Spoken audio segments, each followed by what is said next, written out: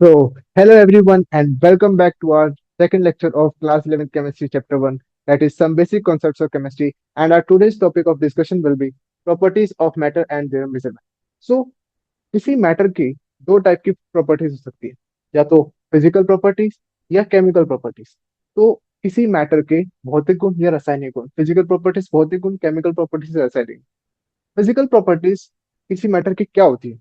Those properties which can be measured or observed without changing the identity or the composition of the substance। मतलब हम किसी matter की solid form, liquid form या gaseous form को देख हम उसके बारे में क्या क्या जानकारी एक्सट्रैक्ट कर सकते हैं, हम उसकी कौन कौन सी जानकारी मेजर कर सकते हैं, वो सब उसकी फिजिकल प्रॉपर्टीज काउंट होती है। जैसे भैया आप किसी भी मैटर को देखकर आप उसकी लेंथ, उसके मास, उसके एरिया, उसको वैल्यू, उसकी डेंसिटी एक्सेट्रा मेजर कर सकते हैं। ये केवल उसको बाहर से देखने से ही मेजर किया जा सकता है। लेकिन केमिकल प्रॉपर्टीज क्या होती है? Those properties which can be measured only by a chemical reaction.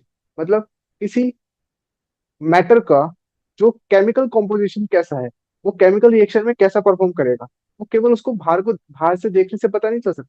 उसको उसके लिए this can not be determined just by brewing और touching the substance. Chemical properties shows the kind of reaction in which a substance can take। किसी matter की chemical properties हमें ये बताती है कि वो किस किस काइंड की रिएक्शंस में पार्टिसिपेट कर सकता है। जैसे एसिडिटी और बेसिसिटी ऑफ अ सब्सटेंस किसी मैटर की केमिकल प्रॉपर्टी हो सकती है। कंबस्टिबिलिटी किसी मैटर की केमिकल प्रॉपर्टी हो सकती है। Reactivity etcetera.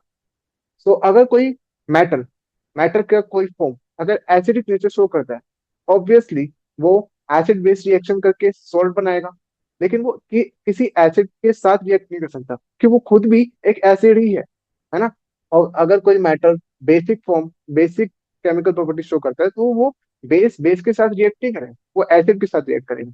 ओके, तो यहाँ पे हमारे को केमिकल प्रॉपर्टीज मैटर की पता चल जाती है। अब हमें क्या करना? मैटर के पास कुछ प्रॉपर्टीज ऐसी होती है जिनको मेजर किया जा सकता है। जैसे कि फिजिकल क्वांटिटी, भौतिक राशि। फिजिकल क्वांटिटी क्या होती है? दैट कैन बी मेजर्ड और क्वांटाइज। किसी भी चीज को क्वांटाइज करने का मतलब होता है उसको मेजर करना, उसको मापना। तो फिजिकल क्वांटिटी, भौतिक राशि, कोई भी ऐसी राशि होती है जिसको मेजर किया जा सकता है। जैसे लेंथ, मास, टाइम, वॉल्यूम मतलब आयतन, डेंसिटी मतलब घनत्व एक्सेट्रा। ये सब फिजिकल क्वांटिटीज है क्योंकि आप इन सबको मेजर कर सकते हैं। लेकिन हैप्पीनेस, आप कितने खुश हो, शोर हो, आप कितने दुखी हो, एक्साइटमेंट, आप कितने एक्साइटेड हो, this can not be measure. इनको आप मेजर नहीं कर सकते। अपनी एक्साइटमेंट, अपनी हैप्पीनेस, अपने सोरो, अपने दुख को आप मेजर नहीं कर सकते। देखो, these are not physical quantities. ये कोई फिजिकल क्वांटिटीज नहीं होती। एक फिजिकल क्वांटिटी क्या होती है? फिजिकल क्वांटिटी न्यूमेरिकल कोफिशिएंट और यूनिट से मिलकर बनती है। मतलब अगर आप किसी भी फिजिकल क्वांटिटी मतलब आप किसी भी फिजिकल क्वांटिटी को मेजर कर रहे हैं, उसकी मेजरमेंट को आपको न्यूमेरिकल कोफिशिएंट इंटू यूनिट के फॉर्मेट में लिखना पड़ता है। यानी कि भैया मैं किसी रिबन की लेंथ मेजर कर रहा हूँ और वो जो रिबन है वो मेरे यूनिट का 15.2 टाइम्स आया। अंडरस्टूड? सो वो मेरे जो भी यूनिट मैं मेजरमेंट के लिए यूज कर रहा हूँ उसका 15.2 टाइम्स आया। अब इस बात को कैसे मैं कंसाइज और एग्जैक्ट वे में शोकेस करूंगा? तो मैं कहूंगा कि जो फिजिकल क्वांटिटी है लेंथ, उसकी न्यूमेरिकल कोफिशिएंट कितना है? 15.2 टाइम्स ऑफ व्हाट, जो भी यूनिट आपने यूज करी थी मेजर करने के लिए।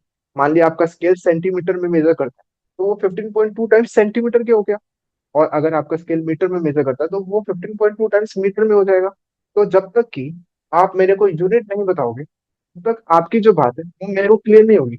मतलब अगर आपने कहा कि 15.2 टाइम्स ऑफ द यूनिट है, तो मैंने क्या क्या 15.2 टाइम्स किलोग्राम है।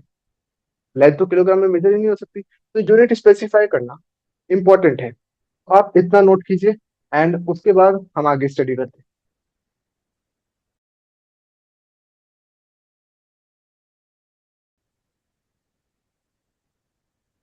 ओके, सो होपफुली आप लोगों ने उसको नोट कर लिया होगा। तो जैसा अभी हमने देखा, हमने यूनिट की सिग्निफिकेंस को समझा कि अगर हम किसी भी फिजिकल क्वांटिटी को एक अच्छे मीनिंग और कंप्लीट मीनिंग के साथ एक्सप्रेस करना है, तो हमें यूनिट को स्पेसिफाई करना जरूरी है।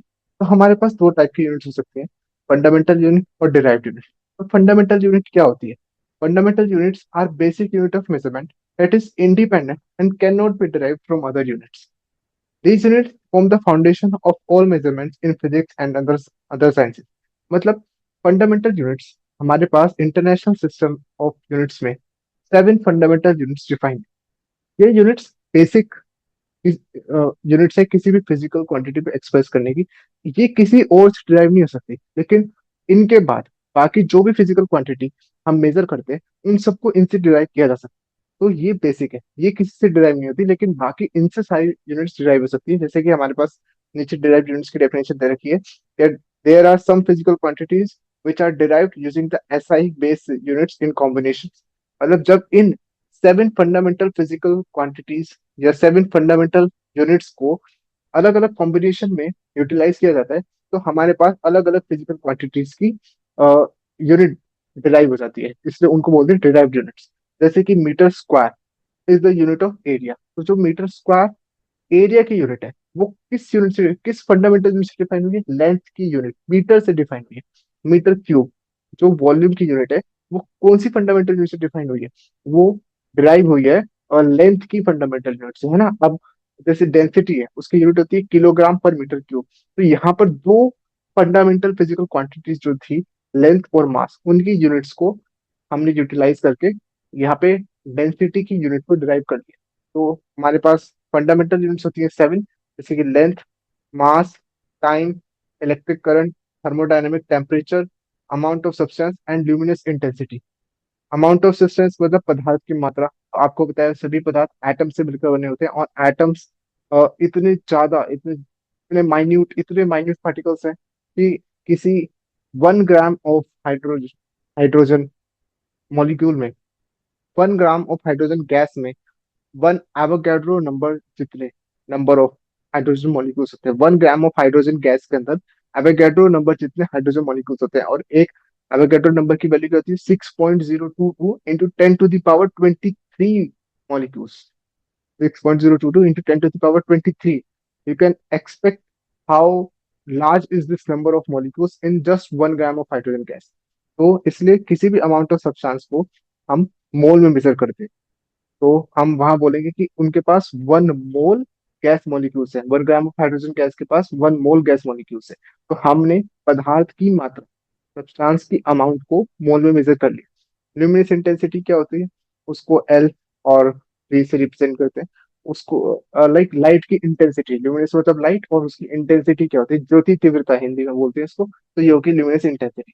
तो हमारे पास 7 फंडामेंटल फिजिकल क्वांटिटीज हैं, और उनके जो सिंबल हैं फिजिकल क्वांटिटी के, लेंथ, मास, टाइम यहाँ पर रिप्रेजेंटेड है। और उनकी एसआई यूनिट क्या होती है? लेंथ की एसआई यूनिट डिफाइंड है मीटर में, और मास की एसआई यूनिट किलोग्राम होती है, टाइम की सेकंड, इलेक्ट्रिक करंट की ampere, and then thermodynamic temperature को तो हम भैया सेल्सियस में भी मेजर कर सकते हैं, फ़ारेनहाइट में भी मेजर कर सकते हैं, लेकिन ऐसा यूनिट में टेम्परेचर हमेशा केल्विन में मेजर होता है।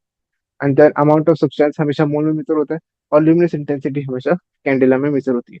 तो इनकी जो ऐसा यूनिट्स है उनके सिंबल यहाँ पर आपको दिखा रखे हैं, और यहाँ पर उनके सबके डायमेंशनल सिंबल लिखे हुए हैं। मतलब इन सभी फिजिकल क्वांटिटीज के डायमेंशनल सिंबल यहाँ पे लिखे हुए हैं। डायमेंशन एनालिसिस आपने फिजिक्स में थोड़ा बहुत पढ़ा होगा, थोड़ा बहुत हम केमिस्ट्री में इस चैप्टर में भी पढ़ेंगे। वेल डिटेल में हम डायमेंशन एनालिसिस को फिजिक्स में पढ़ेंगे। Okay, well please note it down fast.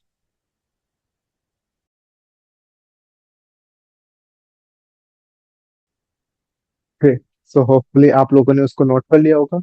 और अब हम नेक्स्ट टॉपिक की तरफ बढ़ रहे हैं, जो है अनसर्टेनिटी इन मेजरमेंट। तो जैसे कि हम बात करते हैं कि हमें फिजिकल क्वांटिटीज को मेजर करना है, हमें मैटर की फिजिकल प्रॉपर्टीज को मेजर करना है।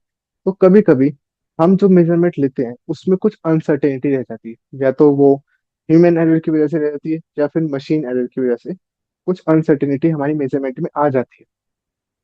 तो अब जैसे कि हम केमिस्ट्री की बात करें, तो केमिस्ट्री में कुछ लाइक एटम्स के मासेस इतने कम होते हैं, और एक लाइक एक स्मॉल अमाउंट ऑफ मास में इतने ज्यादा नंबर ऑफ एटम्स होते हैं। नंबर ऑफ एटम्स बहुत ज्यादा होते हैं, इलेक्ट्रॉन, प्रोटॉन, न्यूट्रॉन के मास बहुत कम होते हैं, तो बहुत ही लार्ज वैल्यूज के साथ हमें डील करना पड़ता है। जैसे कि मास ऑफ इलेक्ट्रॉन कितना होता है? 9.1 into 10 to the power -31 kilogram, something like this. 91 से पहले 31 times 0.0000091 kilogram. And mass of proton कितना होता है? 1.6724 into 10 to the power -27 kilogram. यानी कि 0.0000027 times zero then 16724 kilogram. And number of, like अभी मैंने एक मिस्टेक करी, like number of hydrogen molecules in just 2 gram of hydrogen gas is equals to Avogadro number और 1 मोल। And previously, I told that number of hydrogen molecules in 1 gram of hydrogen gas is Avogadro number. So that's my mistake. I'm very sorry for that. Okay, so please don't mind it. So number of hydrogen molecules in just 2 gram of hydrogen gas is equals to number of Avogadro number, or we can say 1 mole hydrogen gas molecules. And how much gas molecules are there in 1 mole hydrogen gas molecule? These are 6.022 into 10 to the power 23 H2 molecules, something like this huge number. Okay. And then we have Planck constant equals to 6.626 into 10 to the power minus 24 minus 34 joule second. And speed of light equals to 3 into 10 to the power 8 meter per second. Charge on an electron is equals to minus k 1.6 into 10 to the power minus 19 coulomb. And charge on a proton is plus 1.6 into 10 to the power minus 19 coulomb. So these are such a huge values. And what if I से कि आपको इनमें addition, subtraction, multiplication, division जैसे और इनके root, square root जैसे operations perform करने पड़ जाए तो इतनी लार्ज वैल्यूज के साथ, इतनी लार्ज वैल्यूज के साथ डील कर पाना, इनके साथ मैथमेटिकल ऑपरेशंस कर पाना हमारे लिए डिफिकल्ट हो जाता है। तो scientific notation, significant figures and dimension analysis जैसे कुछ मेथड्स हैं जो हमें इन सब के, इन सब एक्सपेरिमेंटल डाटा और थ्योरेटिकल कैलकुलेशंस को एक्सप्रेस प्रेजेंट करने में और इनके ऊपर मैथमेटिकल ऑपरेशन करने में हेल्प करते हैं। तो किसी भी चीज को साइंटिफिक नोटेशन या एक्सपोनेंशियल नोटेशन में कैसे एक्सप्रेस कर सकते हैं?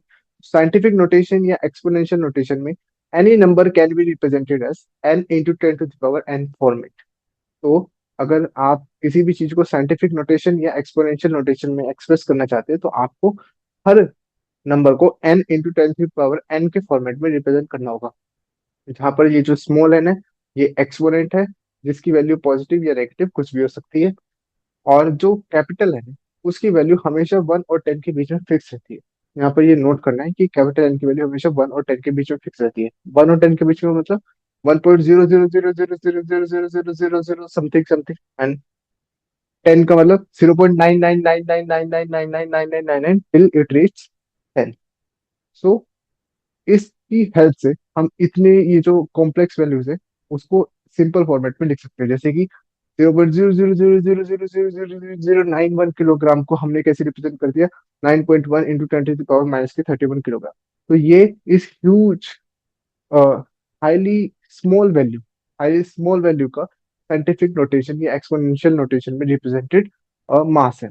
ओके। तो जैसे कि मैथ्स में इंटीजर्स होते हैं, तो जीरो के राइट साइड में सभी वैल्यूज पॉजिटिव इंटीजर्स होते हैं और जीरो के लेफ्ट साइड में सभी वैल्यू नेगेटिव इंटीजर्स होते हैं। और साइंस में जब हम फिजिक्स और केमिस्ट्री में साइंटिफिक नोटेशन डील करते हैं तो हम क्या करते हैं, लाइक अगर कोई भी वैल्यू जो है वो 1 और 10 के बीच में है तो ठीक है, लेकिन अगर वो 10 से बड़ी हुई, अगर कोई भी वैल्यू 10 से बड़ी हुई तो हम उस वैल्यू को 1 और 10 के बीच में लेकर आते हैं, मतलब हम उस वैल्यू को 10 से छोटा करने की कोशिश करते हैं। कैसे? हम डेसिमल पॉइंट्स को शिफ्ट कर देते हैं। जैसे कि किसी ने हमसे कहा कि भैया 342.56 है ना, इसको साइंटिफिक नोटेशन में रिप्रेजेंट करके दिखाओ। तो मैंने कहा भाई ये जो 342 है ना, ये 10 से बहुत बड़ी वैल्यू, तो मुझे इसको छोटा करना पड़ेगा। तो छोटा करने के लिए मुझे डेसिमल को 2 प्लेसेस लेफ्ट साइड शिफ्ट करना पड़ेगा। तो जब आप डेसिमल को 2 प्लेसेस लेफ्ट साइड शिफ्ट करेंगे तो जो आपका डेसिमल है वो यहाँ आ जाएगा 3.4256 इंटू 10 की पावर।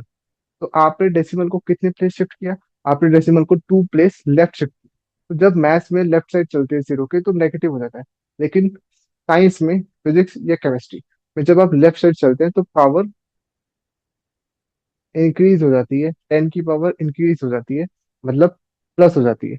और अगर किसी ने कहा कि भैया देखो 0.003, इसको आप रिप्रेजेंट करके दिखाओ साइंटिफिक नोटेशन में, तो आपने कहा कि अब मेरे को जो डेसिमल है उसको 2 टाइम्स, और सॉरी 3 टाइम्स, है ना, कि अगर 0.3 होगा तब भी वो 1 से छोटा है, लेकिन मुझे 1 और 10 के बीच में रहना है, क्योंकि साइंटिफिक नोटेशन जो है वो 1 और 10 के बीच में रहता है।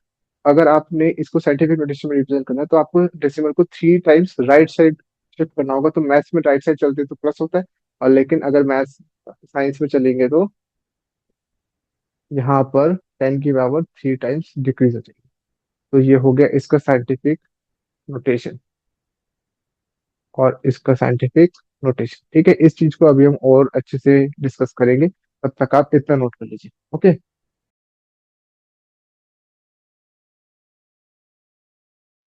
ओके, तो जैसे अभी हमने जाना कि केमिस्ट्री में या तो हम बहुत छोटी मैथमेटिकल वैल्यू के साथ डील करते हैं या बहुत बड़ी, यानी कि या तो mass of electron 10 to the power -31 kilogram पे चला जाएगा, और या फिर Avogadro number 10 to the power 23, या तो Planck constant 10 to the power -34 joule second पे चला जाएगा। यानी कि बहुत ज्यादा छोटी वैल्यूज और बहुत ज्यादा बड़ी वैल्यूज के साथ हमें मैथमेटिकल ऑपरेशन करने पड़ते हैं, जिसमें हमें दिक्कत आती है। तो हमने कहा कि हम उन सभी छोटी या बड़ी वैल्यूज को साइंटिफिक नोटेशन में या एक्सपोनेंशियल नोटेशन में एक्सप्रेस कर लेंगे, जहाँ पे एन की वैल्यू 1 और 10 के बीच में ही रहेगी। जैसे कि कैसे कन्वर्ट करते हैं भैया, जैसे कि हमें किसी ने कहा कि 3, 4, 2, 6.479, इसको साइंटिफिक नोटेशन में एक्सप्रेस करके दिखाओ। तो मैंने कहा कि साइंटिफिक नोटेशन में एक्सप्रेस करने के लिए, अच्छा एक चीज और हमें ध्यान देनी है कि जो डेसिमल है आपका, ये जो आपका डेसिमल है, अगर ये राइट साइड शिफ्ट होगा तो पॉजिटिव नहीं होगा, है ना, ये मैथ्स में होता है। तो नेगेटिव, और लेफ्ट साइड शिफ्ट होगा तो पॉजिटिव। तो राइट साइड शिफ्ट होगा तो नेगेटिव, और लेफ्ट साइड शिफ्ट होगा तो पॉजिटिव। इट मीन्स क्या है? मतलब अगर आपको किसी भी नंबर को साइंटिफिक नोटेशन में रिप्रेजेंट करना है, उस नंबर को 10 की पावर के साथ मल्टीप्लाई कर देते हैं, उस नंबर को 10 की पावर के साथ मल्टीप्लाई कर देते हैं, या फिर 10 के साथ डिवाइड कर देते हैं। अब मल्टीप्लाई के ऊपर 10 डिवाइड किया करते हैं, कुछ नहीं करना है। बस आपको ये ध्यान रखना है कि जो डेसिमल है वो एक नॉन जीरो डिजिट के बाद तक आना चाहिए, बस। मतलब डेसिमल से पहले केवल एक non zero digit, non zero मतलब 1 से 10 के बीच में कोई एक नॉन जीरो डिजिट होनी चाहिए, कहानी खत्म। अब जैसे कि भैया इससे पहले 1, 2, 3, 4 नॉन जीरो डिजिट है, एक नॉन जीरो डिजिट तक लेकर आना है, यानी कि यहाँ लाना पड़ेगा। यानी कि इसको लिखना पड़ेगा 3.426479 इंटू 10 की पावर क्या। भैया देखो, डेसिमल से पहले केवल एक नॉन जीरो डिजिट रहनी चाहिए, इतनी सी बात। मतलब अगर साइंटिफिक नोटेशन में किसी चीज को रिप्रेजेंट करना है, डेसिमल से पहले केवल एक नॉन जीरो डिजिट चाहिए, और वो भी 1 और 10 के बीच। ओके। अरे भैया, डेसिमल से पहले जब एक नॉन जीरो डिजिट होगी वो 1 और 10 के बीच में ही होगी ना, 1 से 9 तक ही तो होती है एक डिजिट, वरना तो दो डिजिट होगी तो 10 के ऊपर नहीं चले जाओगे। ठीक है भैया। अब तो डेसिमल से पहले एक नॉन जीरो डिजिट चाहिए। आपने डेसिमल को लेफ्ट साइड 3 प्लेसेस तक खिसकाना, तो यहाँ पर पावर हो जाएगी +3। और एग्जाम्पल, 0.00049723, इसको साइंटिफिक नोटेशन में रिप्रेजेंट कीजिए। तो मैंने कहा कि भैया डेसिमल से पहले एक नॉन जीरो डिजिट होना चाहिए। हाँ तो जीरो है, तो यहाँ किसका है? नहीं। आगे नहीं। आगे नहीं। भैया देखो, अगर डेसिमल यहाँ आएगा तब भी तो नॉन जीरो डिजिट चाहिए। हाँ यहाँ पर ठीक है भैया। तो आपने इसको लिख दिया 4.9723 into 10 to the power watt. आपने कहा भैया कितने प्लेस आगे किसका है डेसिमल, राइट साइड कितने प्लेस डेसिमल किसका है? मैंने कहा 4 प्लेसेस किसका है। तो भैया जब राइट साइड चलते हैं तो माइनस हो जाता है, -4। ओके भैया, ये सिंपल सी बात हो गई। किसी भी नंबर को आप साइंटिफिक नोटेशन में कैसे लिखते हैं। तो आई होप साइंटिफिक नोटेशन में किसी भी नंबर को लिखने में आपको दिक्कत नहीं आई होगी। अब इस पे मैथमेटिकल ऑपरेशन कैसे करते हैं भैया। तो देखिए, अगर आपको एडिशन और सब्ट्रैक्शन करना हो, अगर आपको एडिशन और सब्ट्रैक्शन करना हो, आपको क्या ध्यान देना है कि केवल वो ही फिजिकल क्वांटिटीज ऐड या सब्ट्रैक्ट हो सकती है जिनकी एक्सपोनेंट्स सेम हो। मतलब जिनके साइंटिफिक नोटेशन में उनकी एक्सपोनेंट्स की पावर क्या हो, सेम हो। जी भैया, तो जब आप साइंटिफिक नोटेशन में लिखी हुई दो फिजिकल क्वांटिटीज या दो न्यूमेरिकल वैल्यूज को आप ऐड या सब्ट्रैक्ट करना चाहते हो तो आपको किस पॉइंट पे नोट करना है कि द पावर और exponent values of 10 must be same in both numbers. Must be same in both numbers. Example भैया, जैसे कि आपसे किसी ने कहा कि भाई 342.57 इंटू 10 to the power 3 में ऐड करना है हमें 342.539 इंटू 10 to the power 4। इसको ऐड करके दिखाओ क्या है। तो मैंने कहा ये ऐड नहीं हो सकते, क्यों? क्योंकि यहाँ पे 10 की पावर 3 है और यहाँ पे 10 की पावर 4 है। अगर आप इन्हें ऐड करना चाहते हो तो एक्सपोनेंट्स दोनों में, दोनों ही नंबर में एक्सपोनेंट्स क्या होने चाहिए? सेम। तो भैया यहाँ पे 10 की पावर 3 है, यहाँ पे 10 की पावर 4 है, तो यहाँ पर 4 कैसे होगा? तो यहाँ पर 4, या तो आप इसको 4 बना लीजिए या इसको 3 बना लीजिए। तो मैं इसको 4 बना रहा हूँ। तो 4 बनाने के लिए मुझे यहाँ पे इंक्रीज करना पड़ेगा। तो यहाँ पे क्या करना पड़ेगा? +1 करना पड़ेगा। और +1 करने के लिए मुझे डेसिमल को एक प्लेस लेफ्ट खिसकाना पड़ेगा। मतलब डेसिमल एक प्लेस कहाँ आ जाएगा? लेफ्ट। तो जब डेसिमल एक प्लेस लेफ्ट आ जाएगा, पावर +1 हो जाएगी। आपने इसको लिख दिया 34.257 इंटू 10 to the power 4 हो जाएगा आपका। और उसमें आप ऐड कर रहे हैं 352.549 इंटू 10 to the power 4। आपने कहा कि भैया देखो, 10 की पावर 4 यहाँ से कॉमन आ जाएगा, मल्टीप्लाई हो रहा है इसके साथ भी और इसके साथ भी। और यहाँ पे हमें क्या क्या है? 342.57 में ऐड करना है 352.549। हाँ भैया, ये तो सॉल्व हो जाएगा। कैसे सॉल्व हो जाएगा? भैया 352.549 में से ऐड करना है हमें 34.257। तो ऐड करके क्या आएगा भैया? वो आएगा 9 और 7 16, carry 1 and 10, carry 1 and 8 and 6 and 8 and 3। तो सॉल्व करके क्या आया? ऐड करके आ गया 386.806 into 10 to the power। Okay. और लेकिन भैया ये तो साइंटिफिक नोटेशन में नहीं लिखा हुआ, इसको आंसर साइंटिफिक नोटेशन में ही देना पड़ेगा ना। भैया साइंटिफिक नोटेशन में कैसे लिखते हैं? डेसिमल से पहले केवल एक नॉन जीरो डिजिट होनी चाहिए। तो यानी कि भैया आपको डेसिमल को दो प्लेस ना लेफ्ट साइड शिफ्ट करना पड़ेगा। तो मैंने कहा वो आएगा 3.86806 into 10 to the power 4 what. भैया आप लेफ्ट साइड गए हो, तो लेफ्ट साइड जाने पे कितने प्लेस गए हो? दो साइड। लेफ्ट साइड जाने पे प्लस होता है। ओके भैया, आंसर आ गया 3.86806 into 10 to the power 6। Okay. ऐसे होता है साइंटिफिक नोटेशन में एडिशन और सब्ट्रैक्शन। तो ये तो एडिशन और सब्ट्रैक्शन हो गया। और मल्टीप्लिकेशन और डिवीजन कैसे होता है भैया? तो मल्टीप्लिकेशन और डिवीजन करने के लिए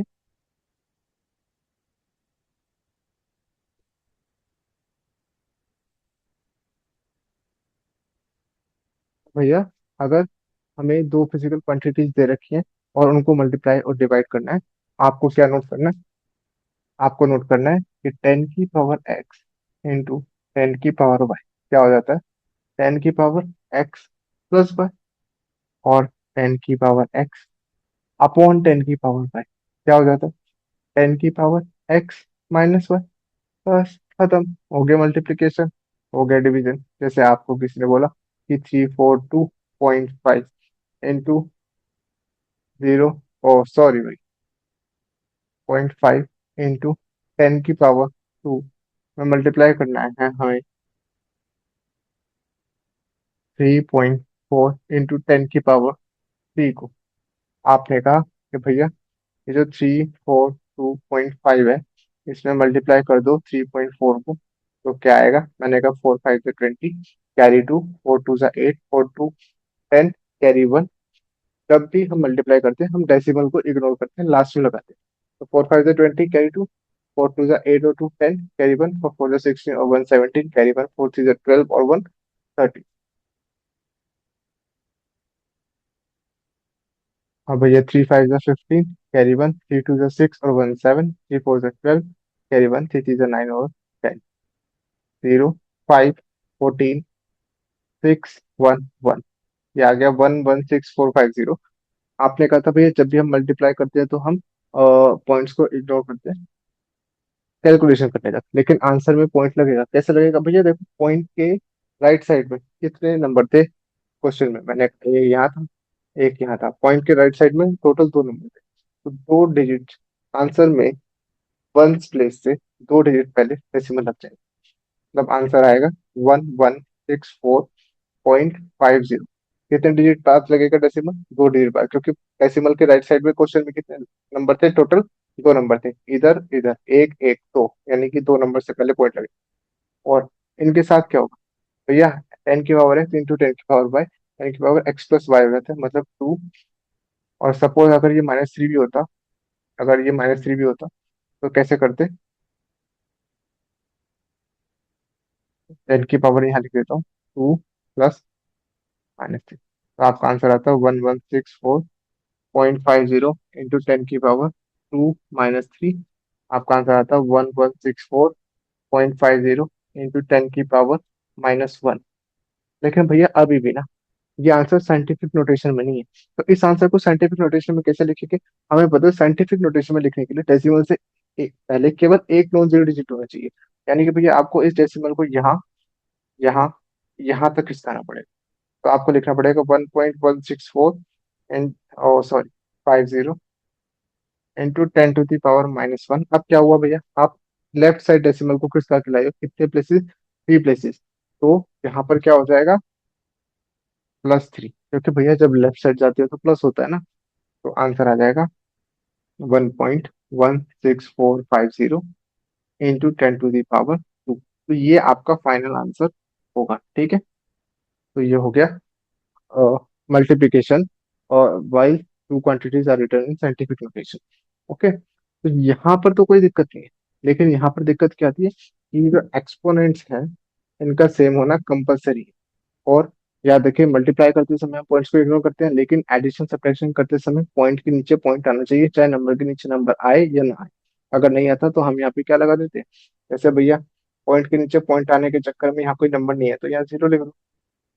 ओके, लेकिन यहाँ पर पॉइंट के नीचे पॉइंट का ऐसा कोई चक्कर नहीं है, पॉइंट इग्नोर कर देते हैं। ओके, इतना नोट कर लीजिए प्लीज। फिर इसके ऊपर दो तीन क्वेश्चन और करते हैं ताकि आपको क्लैरिटी हो जाए।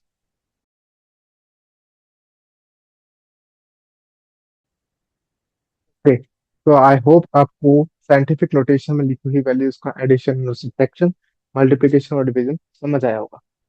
अगर आपको समझ आया तो यहाँ पर आपके लिए कुछ क्वेश्चंस लिखे हुए हैं प्रैक्टिस के लिए, इन्हें प्लीज अभी के अभी सॉल्व कीजिए, and I am watching. Okay, तो प्लीज इन्हें सॉल्व कीजिए and I am waiting for your response. And please let your answer write in the comment box. अपने आंसर को कमेंट बॉक्स में लिखिए जरूर। I will check your answer and then I will share the solution with you. Okay, then please write it down and I am waiting. Yes, I have an I. क्या आपने copy और pen नहीं निकाला ना? This is not a movie. Please bring out your notebook and pen and solve all these questions right now. Okay? And share your answer in the comment box.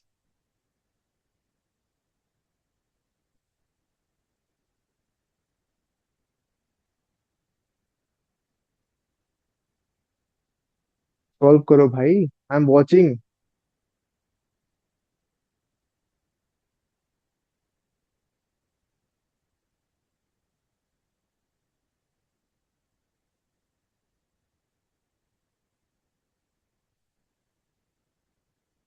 Okay, तो I hope आप लोगों ने ये सारे question solve किए होंगे। बहुत ही easy है ना? और आप सभी के आंसर्स आप लोगों ने कमेंट बॉक्स में जरूर मेंशन किए होंगे। अगर आपके सारे आंसर्स आ चुके हैं तो let me check my answer with yours. Okay, so how to add this? भैया ये ऐड नहीं हो सकता। क्यों? भैया यहाँ पे पावर 4 है, यहाँ पर एक्सपोनेंट 5 है। Exponents must be same, exponent must be same in all numbers. Okay, exponent must be.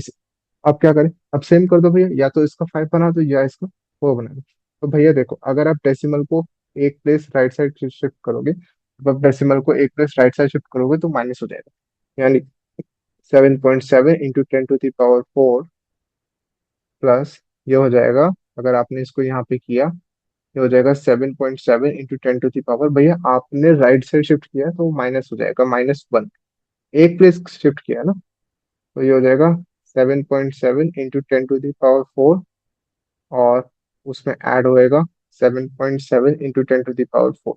क्या अब ये ऐड हो जाएंगे? हाँ जी, अभी ऐड हो जाएंगे, क्योंकि अब इनके एक्सपोनेंट्स जो है वो सेम है। तो आंसर क्या आएगा? आंसर आएगा आपका 15.4 into 10 to the power 4। Right. लेकिन क्या ये आपका फाइनल आंसर है? नहीं भैया, ये फाइनल आंसर नहीं है, क्योंकि ये जो आंसर है साइंटिफिक नोटेशन में नहीं लिखा हुआ है। इस आंसर को साइंटिफिक नोटेशन में कैसे लिखते हैं? उसके लिए इस डेसिमल को एक प्लेस लेफ्ट साइड शिफ्ट होना पड़ेगा। तो जब एक प्लेस लेफ्ट साइड शिफ्ट होगा तो 10 की पावर +1 हो जाएगी। तो ये आएगा 1.54 into 10 to the power 4, and one place right shift हुआ था डेसिमल, तो +1, and your answer will be 1.54 into 10 to the power 5। तो आप लोगों ने कमेंट बॉक्स में आंसर ये लिखा था या ये लिखा था? आपको ये याद रखना है कि हमेशा फाइनल आंसर साइंटिफिक नोटेशन में लिखा हुआ होना चाहिए, तो ये आपका फाइनल आंसर कैलकुलेट नहीं किया जाएगा।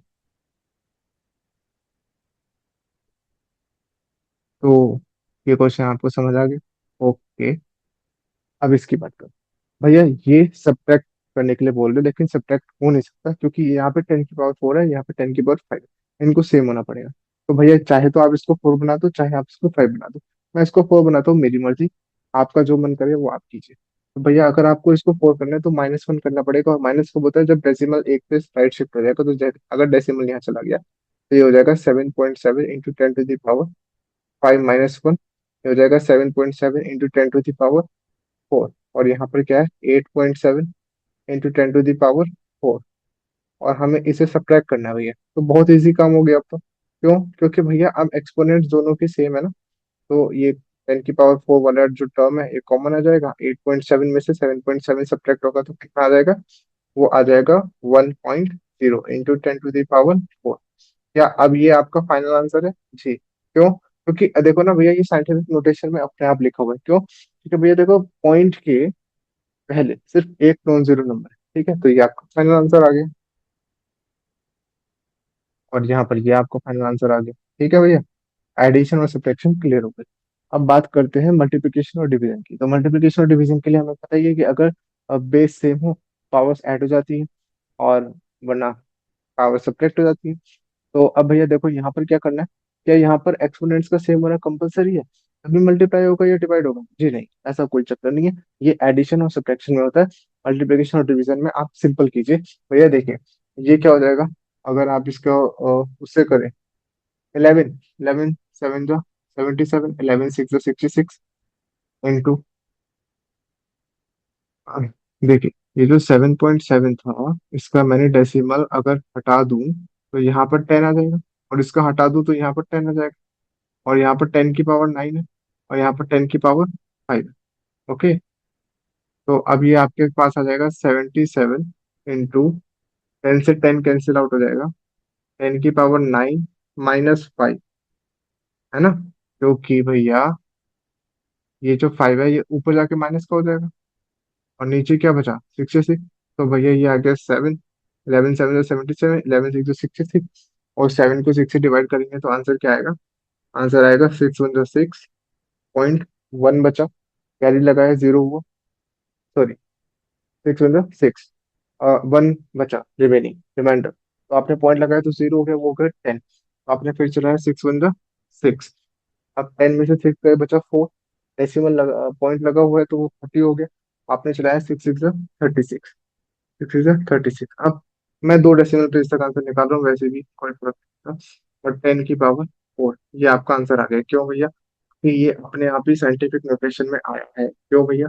देखो ना, डेसिमल के इधर केवल एक ही नॉन जीरो डिजिट है। ओके, अब इसमें क्या करें?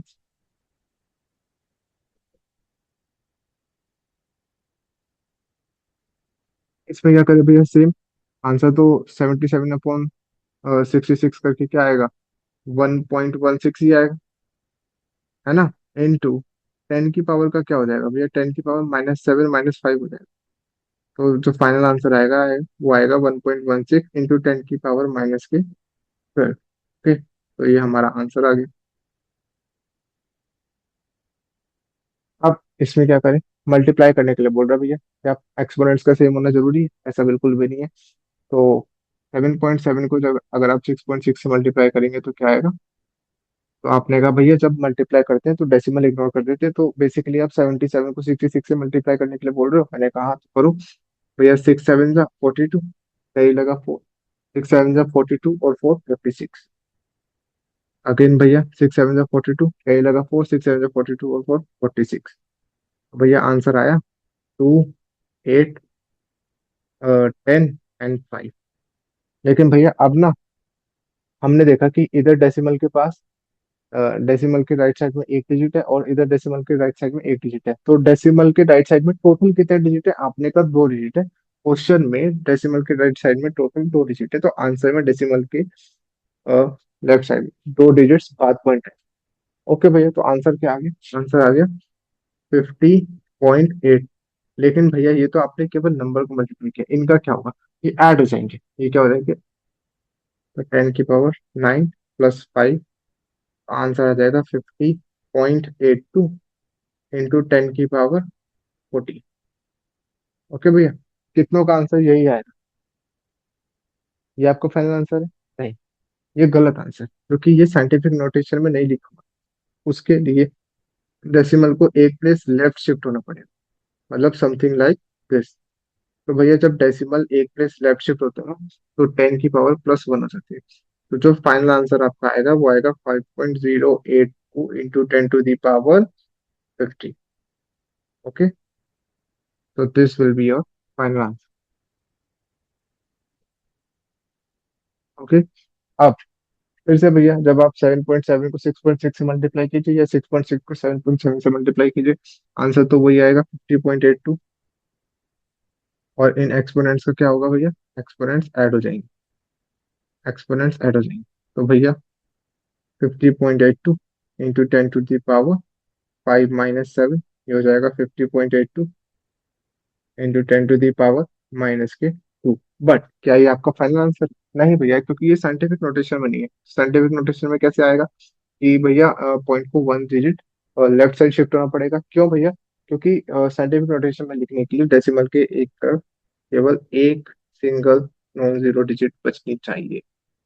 तो भैया देखो, जब आप लेफ्ट साइड शिफ्ट करोगे तो +1 होता है, क्योंकि आप एक प्लेस शिफ्ट हुए हो ना। आंसर क्या आएगा, 5.082 into 10 to the power -1। And this will be your final answer. Okay, अब आप में से जिस जिस बच्चे के सभी आंसर मैच हुए, have a chocolate from my and. Okay, so enjoy कीजिए एंड कॉन्ग्रेचुलेशन, आपको ये टॉपिक समझ में आया। एंड आज के लिए यहीं पर अपनी क्लास को एंड करते हैं। नेक्स्ट क्लास में हम सिग्निफिकेंट फिगर्स और डायमेंशन एनालिसिस को एक्सप्लोर करेंगे। हम यूनिट कन्वर्जन को सीखेंगे। और till then keep learning, keep growing, please note it down, don't forget to note it down. Okay, bye.